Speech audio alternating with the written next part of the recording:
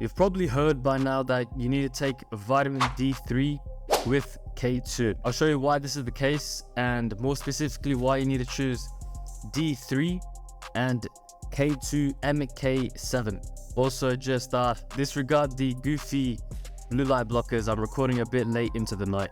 Let's first go into what specifically vitamin D does in the body. Vitamin D does a bunch of things in the body, but for this specific conversation, we're going to be talking about one specific benefit. That is, vitamin D increases the intestinal absorption and renal reabsorption of calcium and phosphorus. Renal reabsorption in this instance basically just means reabsorption from the kidneys. This results in more calcium circulating in the blood. Now this is where K2 comes in. Vitamin K2 will direct the calcium that has been absorbed and direct it to places where it's needed, like the bone, and divert it away from the dangerous areas like the joints and the arteries. When calcium is in the wrong places, it can weaken the joints, create arterial plaque, and cause kidney stones. So calcium being in the right places is essential for maintaining proper cardiovascular health and longevity.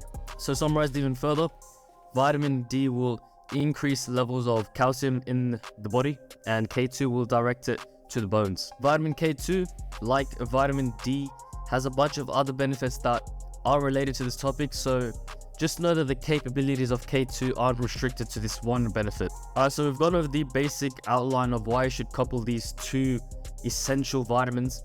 Now let's go a bit more specific. You might have noticed that I said vitamin D3 instead of vitamin D2. This is because vitamin D3 lasts way longer in your body and is much more bioavailable. Essentially, you get more bang for your buck. You also need to choose vitamin K2 Mk7 and not vitamin K2 Mk4.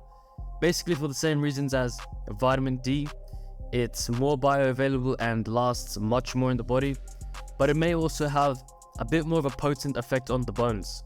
Alright man, vitamin D and K2 work in a synergistic manner, and I strongly suggest if you're taking high doses of vitamin D, so over 10,000 IUs a day, you should be consuming at least some form of K2. If not from your diet, you should be taking it in supplementation form. You should be taking at least 100 micrograms of vitamin K2 Mk7 for every 10,000 IUs of vitamin D you take. Alright bro, that was basically it. I'll see you next time.